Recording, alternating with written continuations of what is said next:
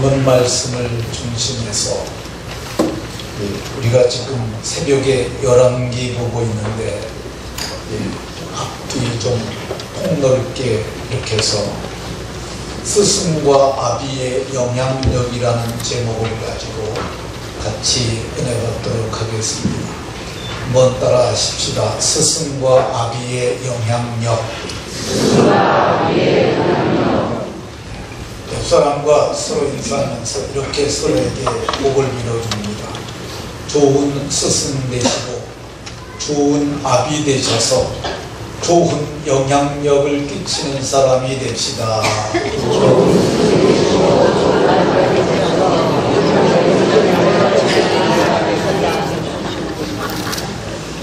좋은 스승 되시고 좋은 아비 되시고 특별히 좋은 영적 아비 되게 되셔서 다윗과 같이 하나님 마음에 드는 하나님을 기쁘시게 하는 믿음의 용사들이 다 되시길 예수님 이름으로 축원합니다. 세상에 이런 일이라고 하는 프로그램이 있습니다. 1000번도 넘게 방송된 겁니다. 1년이 52주니까 20년 넘게 방송된 아주 장수 프로그램입니다. 여기 동물 얘기 많이 나옵니다. 어느 시골집에 소가 새끼를 낳았어요. 근데 어미가 젖이 안 나와요. 그 소 주인이 고민하다가 결국은 이 소를 방에다 들여다가 젖을 먹이면서 키워야겠다. 그렇게 생각해서 우유를 먹이면서 키웠어요. 그랬더니 애들이 소를 끌어안고 소도 자기 어미보다 사람을 먼저 접보고 나서 지가 나중에는 사람인 줄 알고 이렇게 그 소 젖을 많이 줬던 주인 아주머니를 갖다가 소 어미로 알고 그렇게 쫓아다녔다는 얘기가 있습니다. 그래서 소에게 돌려보내려고 여러 번 그랬는데 오히려 돌아가지 않으려고 이렇게 거역을 했다는 그런 얘기 있습니다. 어떤 암병 걸린 여인이 산길을 걷다가 아직 눈도 못 뜬 솜털이 뽀송뽀송한 새 새끼 한 마리를 발견합니다. 근데 너무너무 불쌍해서 그 새끼를 보며 내가 죽어가는 것하고 내가 그냥 있으면 죽어가는 것하고 너 어쩌면 이렇게 닮았냐 그러면서 내가 너를 그냥 두고 가지 못하겠다고 그걸 가져다가 먹이를 줘서 정성껏 길렀더니 그 새가 그 여인을 어민 줄 알고 그렇게 시장 갈 때도 쫓아오고 그렇게 쫓아다녔다는 얘기를 본 적이 있습니다. 동물학자들에 의하면 그것이 소든지 새든지 눈을 뜨고 처음 보는 죄를 어미로 인식하고 따르는 게 이 동물의 본능이라고 합니다. 사람도 역시 마찬가지입니다. 복중에서 어머니의 탯줄로 연결돼서 어머니에게서 공급받다 어머니의로부터 육체적 영향 어머니의 감성 그 모든 것을 공급받다가 이제 탯줄이 끊어지게 되면 어머니의 젖을 멀고 어머니의 심장 소리를 들으면서 어머니와 눈 맞추면서 그렇게 양육이 됩니다. 어머니의 영향을 기대하게 받는 것은 누구도 말할 수 없는 자명한 사실입니다. 사람들도 처음 본 그 대상을 어미, 아비로 인식하고 따르는 것 본능입니다. 오늘은 그래서 이 어미와 아비의 영향력이 절대적이기에 오늘 성경에 나타난 스승의 영향력 그리고 어미와 아비의 영향력 그걸 갖다가 유다의 요아스와 아마샤를 중심해서 같이 살펴보도록 하겠습니다. 제가 이게 등장인물이 너무 많고 그리고 스토리가 너무 방대하기 때문에 간단하게 도표를 하나 만들었습니다. 그 안 바꾸다가 내가 하려는 대로 다시 바꾸라고 했더니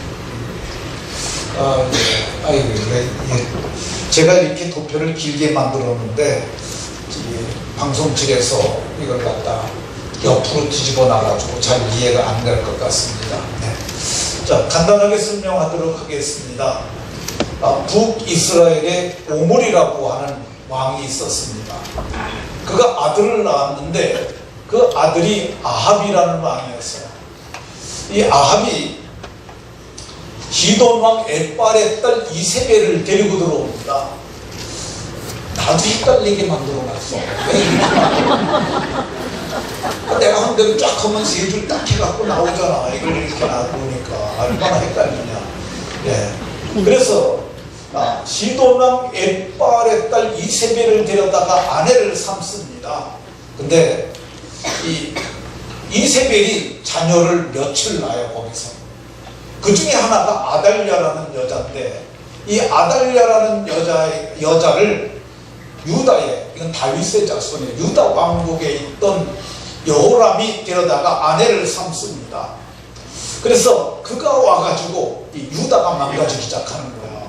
그래서 유다 왕, 그의 아들 아하시아가 왕이 되는데, 그러니까 아달랴의 아들이 왕비가 됐다는 얘기는 이세벨의 손자가 왕이 됐다는 얘기고, 그게 아합의 외손주가 지금 유다의 왕이 됐다는 거야. 그러니까 유다의 왕이 되니까 그가 죽습니다. 그러니까 이 아달랴가 지가 왕 노릇을 6년 동안을 했는데, 그 뒤에 8대와 9대가 이 요아스와 아마샤라는 두 사람이 이제 유다의 왕이 되는데, 이 두 사람에게 한 명의 위대한 스승이 영향력을 끼치고, 그리고 요아스가 아마샤라는 아들에게 엄청난 영향력을 끼칩니다. 오늘 이것을 인물 중심에서 한번 살펴보도록 하겠습니다. 이스라엘이 북이스라엘과 남유다로 나누어져 있을 시기에 유다에 큰 위기가 왔습니다. 그게 어떤 거냐면요, 이 아달랴라고 하는 여인이 그의 아들 아하시아 왕이 죽게 되니까 이 자기의 다른 아들 가운데서나 혹은 그 손자 중에서 왕을 세우는 것이 마땅한데, 그가 왕의 자손을 모두 멸절했어요. 다윗의 자손들, 하나님께서 다윗에게 등불이 꺼지지 않게 해준다는 말이, 내 자손들이 유다 왕국을 이어가리라 했는데, 이 여자가 나가지고 다윗의 자손들을 모두 멸절했습니다. 이 여자가 어떤 여자냐? 성경은 오므리의 손자라고 이렇게 얘기해요. 오므리의 손녀라고 얘기를 해요. 그러니까 오므리의 아들이 아합이니까 이 여자가 아합과 이세벨의 딸이라는 말입니다. 근데 이 이세벨이 어떤 여자냐? 이세벨이 성경을 보면 그의 남편 아합을 충동해서 이스라엘 가운데 비교할 수 없을 만큼 악을 행한 악한 자였다고 이렇게 얘기를 합니다. 근데 그가 낳은 아들 외손주가 그가 문정을 북이스라엘을 왔다가 죽게 되니까 아달랴가 다윗의 자손을 멸절했다고 얘기를 합니다. 다윗의 자손이 멸절될 위기에 있을 때에 그 여호세바라고 하는 아달랴의 딸이에요. 그 어머니는 그렇게 악한데 착한 딸이 하나 있었어요. 그게 여호야다라고 하는 제사장에게 시집 갔는데, 어머니가 하는 것이 하나님 보시기에 옳지 못하다고 생각해서 요아스 한 살 된 왕과 그리고 그의 유모를 데려다가 침상에 감췄다가 성전에 데려와서 성전에서 6년을 지내게 됩니다. 근데 6년 동안 성전에 있는 동안 그에게 가장 영향력을 많이 끼쳤던 사람은 그의 스승이었던 그의 스승 여호야다였어요. 여호야다는 요아스에게는 고모부가 되기도 하고, 그는 그 시대에 아주 탁월한 지도자였기도 했고, 그는 제사장이었는데, 그가 아달랴가 6년 동안 통치하는 동안 와신상담하고 이를 악물고 요아스에게 소망을 걸고 요아스를 가르칩니다. 아주 철저하게 하나님의 말씀을 가르쳐서 그가 7살 됐을 때 성전에서 그를 왕으로 세우고 이 역성혁명을 해서 아달랴를 몰아냈는데 머리에는 왕관을 씌우시고 왼손에는 율법책을 들리고 머리에 기름을 부어서 왕으로 세워서 그가 이스라엘을 통치하는 왕이 되게 합니다. 근데 성경을 보게 되면 그가 요아스가 나라를 잘 하나님의 말씀으로 가르쳤는데 성경을 보면 여호와야다가 세상에 사는 모든 날에 여호와 보시기에 정직하게 행했다고 말합니다. 이 말을 잘 봐야 돼요. 제사장 여호야다가 세상에 사는 모든 날에, 말은 사는 날 동안만 섬겼다는 말이에요. 사는 날 동안은 여호와 보시기에 정직하게, 이게 하나님의 눈으로 봤는데 정직이라는 말이 윤리적으로 거짓말을 했다는 그런 의미가 아니라 여기 시브리어 야샤르라는 말은 치우치지 않았다는 거예요. 왼쪽으로 가지도 않고 오른쪽으로 가지 않고 곧장 가는 그런 삶을 살았다고 얘기를 합니다. 그러면 이 요아스가 몇 년이나 여호와 보시기에 정직하게 행했을까? 이 성경을 통해서 보면 요아스가 정직하게 행한 것이 그의 생애를 보게 되면 7살의 왕이 돼서 40년을 통치했습니다. 그러니까 47살까지 산 거죠. 그가 정직하게 행했다고 보여지는 것은 정확하게는 23년 정도까지는, 그러니까 왕이 된 지 23년 되었을 때 그때도 성전 수리를 하라고 말을 합니다. 근데 그러면 그때 여호야다, 그의 고모부고 제사장이었던 그의 스승이었던 여호야다는 그때 건강 상태가 어떤 상태였을까? 근데 성경을 보면 이 명령을, 요아스의 명령을 받은 그가 큰 괴를 갖다 놓고 출입구에다가 뚜껑에 구멍을 뚫어가지고 제사장들이 은을 받는 것은 다 거기다 넣게 해서 그 명령대로 성전을 수리하게 합니다. 그러니까 여호야다가 130살을 살았는데 아마도 그때까지 일을 할 만큼 정정했던 것으로 보여집니다. 그러니까 요아스가 적게는 31세, 많게는 37살 정도까지 정직하게 살았어요. 그러니까 나머지 10년은 지 멋대로 살았지만 여호야다가 죽기까지 죽은 연대를 정확하게 알 수 없기 때문에 맥시멈으로 37살을 잡았을 때 나머지 10년을 빼놓고는 여호와 보시기에 정직하게 살았다고 보면 될 것 같습니다. 그러니까 좁은 스승의 영향력이 어디까지냐? 살았을 때 영향력이 있을 수 있고요, 그를 교훈할 수 있을 때 영향력이 있을 수 있어요. 근데 그가 죽게 되니까 영향력이 그대로 끝이 납니다. 그래서 성경을 보면 역대하에 여호야다가 죽은 후에 여호야다가 죽자마자 방백들의 말을 듣고 이 여호와의 전을 버리고, 그토록 자기가 그 성전에서 자랐고 여호야다가 그렇게 성전에서 하나님을 섬기라고 했는데 여호와의 전을 버리고 아세라 목상과 우상을 섬겨서 하나님께서 선지자를 보냈는데 선지자의 경고도 듣지 아니하고, 그뿐만이 아닙니다. 그가 선지자의 경고도 듣지 아니하니까 하나님께서 여호야다의 아들 스가랴를 하나님의 성령으로 감동하셔서 그에게 놀랍게 말씀하셨음에도 불구하고 돌아오기는커녕 그가 성경을 보면 스가랴가 말하기를 너희가 여호와의 명령을 버렸으므로 여호와께서도 너희를 버리셨다, 이 말을 하니까 그가 마음에 분노의 감정을 절제하지 못하고 방백들과 더불어서 그가 스가랴를 여호와의 전 뜰에서 쳐 죽였다고, 돌로 쳐서 죽였다고 이렇게 말합니다. 그가 죽으면서 여호와는 감찰하시고 나를 신원하여 주시라고 그런 기도를 하고 죽습니다. 그러니까 성전에서 자란 아이가 정말 여호야다를 통하여서 죽는 날까지 교훈을 받았던 그 사람이 이게 선지자의 경고도 버리고 그의 아들이 이 하나님의 말씀을 전하니까 그를 여호와의 전에서 돌로 쳐 죽이고, 그리고 하나님께서 그의 신원해달라는 말을 들으시고 성경을 보면 아람 군대가 요아스를 치러 들어왔다고 얘기를 합니다. 이것은 하나님께서 저를 보시고 징벌하기 위함이었기 때문에, 그래서 성경을 보면 요아스가 자기 아버지가 맡은 보물, 자기 할아버지가 맡은 보물, 그의 증조부가 많았던 그 모든 보물을 다 아람왕 하사엘에게 보내고 그가 부상을 입고 간신히 돌아왔다고 얘기를 합니다. 근데 이 이유가 뭐냐? 여호와께서 심히 큰 군대를 아람의 적은 군대에게 하나님이 넘겨버리셨다고 이렇게 말합니다.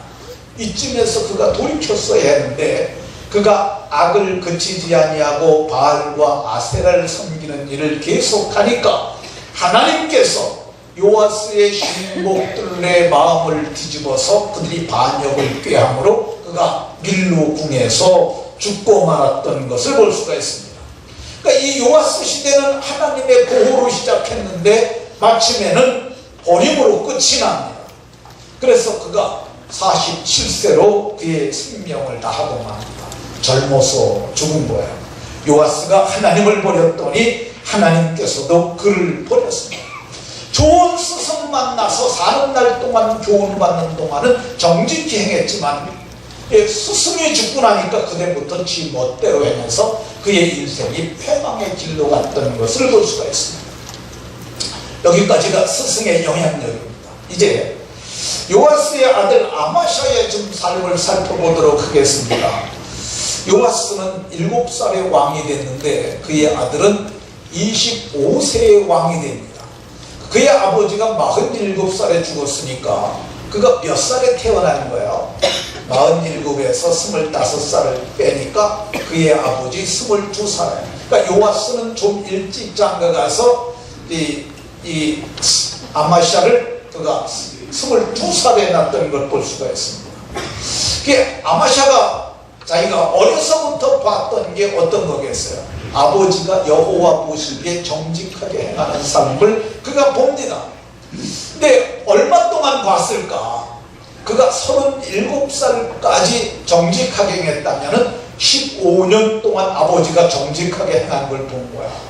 그리고 나머지 10년, 47살에 죽었으니까 47살까지 약 10여 년 어간에 아버지가 마음대로 행하고 악을 행하고 죄를 짓고 그리고 마침내 비참하게 죽는 걸 그가 봤습니다.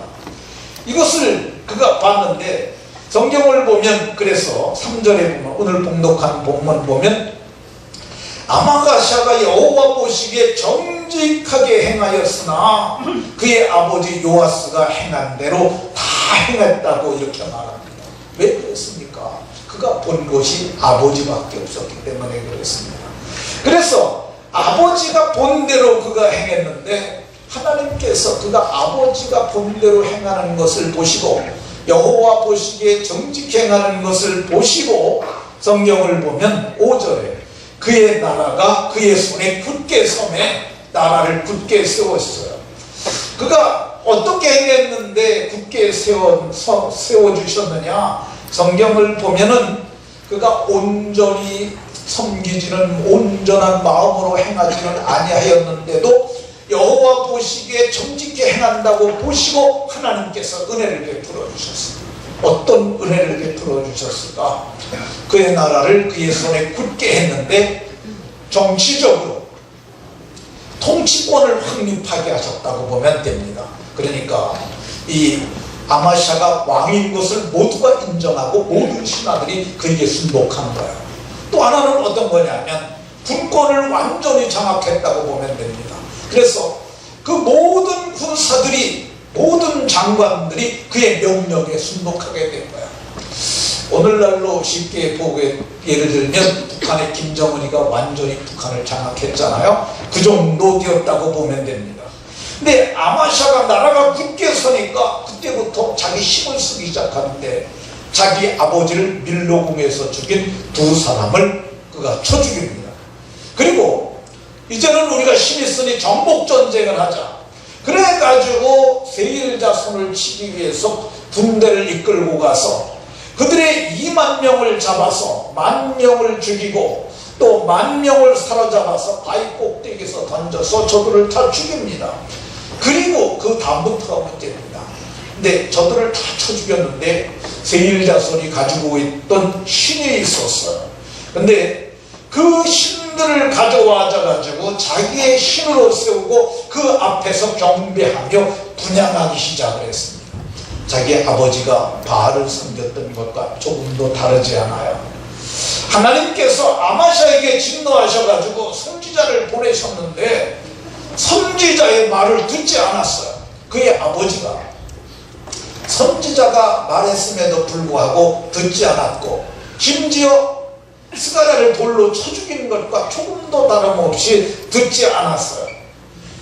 그래서 하나님께서 그의 아버지에게는 아람 군대를 보냈는데 이 아마샤 때는 이스라엘 군대에게 패하게 하셔서 그가 사로잡히게 하셨고, 이 성경을 보면 오벳에돔이 지키는 모든 금, 은, 기명들과 그 왕궁의 모든 재물들 그리고 유다의 모든 방백들을 사로잡아서 사마리아로 끌고 갔더라. 성경이 그렇게 말하고 있는 것 볼 수 있습니다. 왕도 말로 다 할 수 없는 수모를 겪고 마침내 그가 패장이 돼서 패군주가 돼서 돌아오니까 그의 신하들이 그를 쳐서 그를 라기스에서 죽게 했다고 이렇게 말합니다.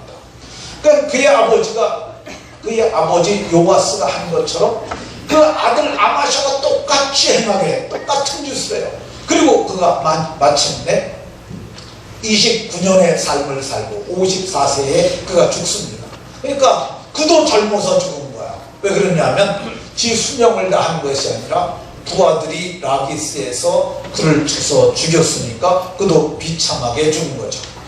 이 아마샤가 아버지가 했던 일을 동일하게 하면서 인생을 마친 것, 이게 그가 보았던 그 삶의 한계이기 때문에 그렇습니다.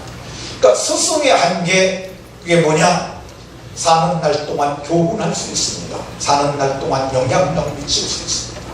아버지의 영향력은 더 절대적이라서 그의 생애 전체를 보고 아버지가 했던 것과 똑같이 살고 죽습니다. 그러니까 아비는 보여주는 교육을 하는 사람이라 할 것입니다.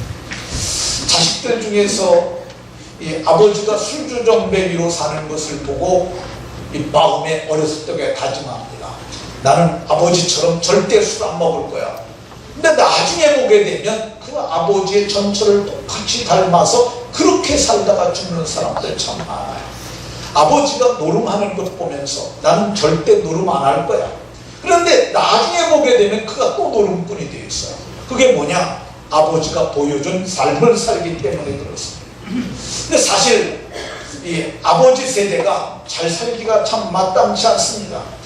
그렇기 때문에 우리가 이 스승과 아비를 넘어서는 다음 세대를 믿음의 세대로 하기 위해서는 우리가 조금 더 마음의 각성을 하고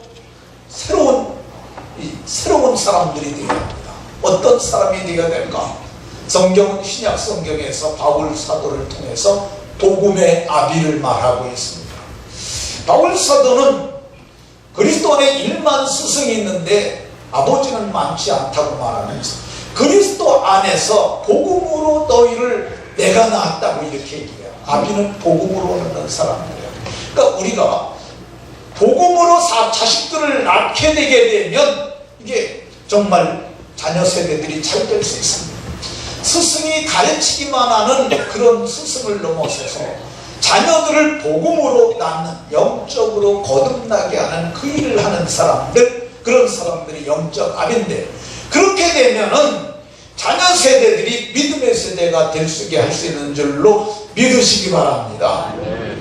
어떻게 해야 되느냐? 복음의 아버지는, 바울 사도는 너희 속에 그리스도의 형상을 이루기까지, 그러니까 우리가 구원받게 되면 우리가 우리 속에 그리스도의 모습보다는 썩어져가는 구습을 쫓는 옛사람이 있습니다. 근데 이게 그리스도의 형상을 이루기까지는 어떻게 해요? 조각가가 그걸 깎아내서 작품을 만들듯이 이게 아비는 자식을 그리스도의 형상에 이루기까지 다시 한번 해산의 수고를 해야 된다는데, 근데 이것이 저는 양육과 훈련이라고 생각이 들어요. 그러니까 양육과 훈련을 하게 되면은, 이 제자 훈련 받게 되게 되면 사람들이 변할까 생각이 드는데, 근데 제가 해보면 6주만 저하고 함께 돼도 사람들이 변합니다. 이 자녀를 우리가 군대 보내잖아요. 부대 들어갈 때 부대에서 뭐라고 하냐면 장정이라고 해요. 장정. 근데 딱 군번을 받게 되면 병사로 돼요. 근데 군대에서 4주만 강한 훈련을 받게 되면 4주 지나면 우리 면회 가잖아요. 그러면 아들이 군인이 돼 있어요. 중사 뭐 이렇게 하고 애들이 그러잖아요. 그게 변화예요. 변화. 그러니까 이렇게 다시 한번 해산의 수고를, 우리는 가르치는 자는 해야 하고 배우는 자는 해산의 수고를 하는 그곳에 들어와야 합니다. 그러게 되면 그리스도의 형상을 이루게 되는 줄로 믿으시기 바랍니다. 그러면 어떻게 하면 스승과 아비를 넘어서는 자녀 세대가 될 수 있을까? 그건 자녀 세대들이 할 일이에요. 자녀 세대들이 할 일. 이 오늘 본문 3절을 한번 잘 보겠습니다. 3절을 띄워주세요. 이 아마샤가 여호와 보시기에 정직히 행하였으나, 부족하다는 거예요. 하나님이 아마샤가 지 아버지를 닮아가지고 여호와 보시기에 정직하게 하나님이 봐도 했으나 그의 조상 다윗과 같지는 못했다는 거예요. 하나님의 기대가 뭐예요? 조상 다윗만큼 되길 원하는 거예요. 나는 너희가 모두가 다윗과 같이 되길 원한다는 뜻이에요. 하나님께서 다윗을 모범자로 말하고 다윗을 갖다 우리가 닮아가야 할 표상으로 말합니다. 왜 성경이 그렇게 말할까? 그건 하나님 마음에 들었기 때문에 그렇습니다. 내가 이새의 아들 다윗을 만나니 내 마음에 딱 맞더라. 그래서 내가 내 뜻을 다 이루게 하겠다고 이렇게 말했습니다. 그러면 우리 자녀 세대들 어떻게 우리가 다윗과 같이 될까? 가장 중요한 건데요. 하나님을 내 하나님으로 삼아야 됩니다. 하나님을 자기 하나님으로 삼는 백성은 복이 있다고 그랬는데 이 시를 다윗이 진 거야. 내가 보니까 내가 이렇게 복된 이유가 뭐냐? 내가 내 하나님을 내 하나님으로 삼았더니 내가 복이 있더라. 이런 말 한 거야. 많은 사람들이 하나님에 대해서 합니다. 하나님에 관해서, 하나님을 알지 못하고 하나님에 관해서, 하나님에 대해서 간접적으로 알아. 그러면 안 되는 거야. 이 옴니와 비나스가 여호와를 알지 못하니까 그 집안을 망가뜨려 버리고, 그리고 그 아버지를 욕되게 하고 끝납니다. 그러니까 자녀 세대가 어떻게 되느냐? 하나님을 자기 하나님으로 삼아야 돼요. 하나님을 내 아버지로 알게 되면, 하나님의 자녀로 거듭나게 되면 그 자녀 세대들이 정말 좋은 아버지를 뛰어넘는 믿음의 사람이 될 수 있는 줄로 믿으시기 바랍니다. 다윗이 어떻게 훌륭했길래 하나님은 그렇게 말씀을 하실까? 다윗과 같기를 원하실까? 다윗은 하나님과 1:1 관계를 갖고 있었어요. 오늘 우리가 보았던 요아스, 아마샤 모두가 그 중간에 누가 있었어요? 여호야다가 있었고 스게랴가 있었고 또 다른 선지자들이 있었어요. 근데 다윗은 하나님께 직접 물었어요. 성경을 보면 다윗이 여호와께 묻자와, 하나님, 내가 블레셋 사람을 치면 이길 수 있을까요? 내가 이런 모든 것 다시 찾을 수 있을까요? 그런 늘 하나님께 물었어요. 1:1 관계가 돼야 됩니다. 근데 많은 자녀들이 어머니의 하나님이고 아버지의 하나님으로, 우리 자기 하나님이 아니야. 하나님과 1:1 관계를 맺지 못하는 거야. 그러면 하나님과 1:1 관계를 맺으려면 어떻게 해야 될까? 말씀을 깨닫는 거야. 근데 성경의 모든 말씀을 다 깨달으면 좋지만 그거 어떻게 그렇게 하겠어요? 제가 구원 없는 복음이라는 거, 이제 우리 새가족 초청주일에 그날에는 여러분이 자녀를 다 데리고 오십시오. 그날 자녀들이 거듭나게 되게 되면, 그날 구속의 비밀을 깨닫게 되면은 이 자녀들이 하나님과 1:1 관계가 됩니다. 1:1 관계가 되는 또 하나의 방법이 있는데, 그게 뭐냐? 병들면, 죽을 병 걸리면 1:1 관계가 성립이 됩니다. 우리 믿음의 영웅 같은 우리나라의 훌륭한 목사님들, 한경진 목사님, 김창인 목사님, 조용기 목사님, 이중평 목사님, 특징이 뭔 줄 아십니까? 다 폐병 걸렸던 사람들이야. 폐병 걸려서 여기서 기침을 하게 되면 피가 솟아나는 거야. 내 손바닥에 피가 묻어나는 걸 봐보세요. 내 생명이 얼마 안 남았구나, 그러지 않겠어요? 이중평 목사님 10대 소년 때 폐병 걸렸어요. 저 양반이 기장 목사님인데 우리하고 똑같은 신앙을 갖고 있으세요. 전 저분을 참 존경했었는데 하나님이 일찍 데려가셔서 지금 세상에 있지 않습니까? 근데 이분이 폐병 걸려서 사람들이 그러는 거야. 너 이대로 있으면 죽어. 교회 가서 하나님께 구해봐. 하나님이 살려주실 수도 있을 거야. 교회 가서 하나님 앞에 울면서 부르짖습니다. 그럼 마침내 폐병에서 놓여나. 그때 그가 죽어가니까 하나님 뭐 1:1 그러잖아. 하나님 나 좀 살려주세요. 나 살려주기만 하면 내가 정말 하나님의 일꾼 될게요.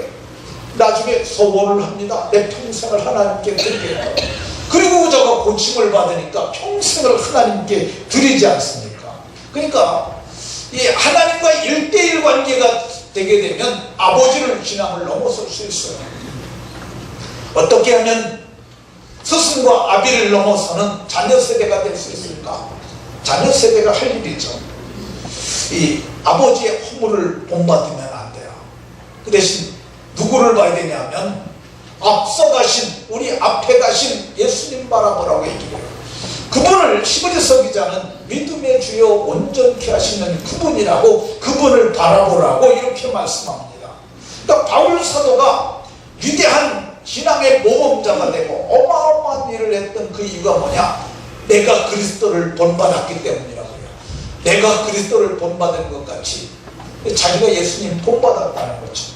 그러니까 그가 예수님을 본받았던 이유가 뭐냐? 부활하신 예수님을 만났어요. 다메섹에서 그분이 만난 거야.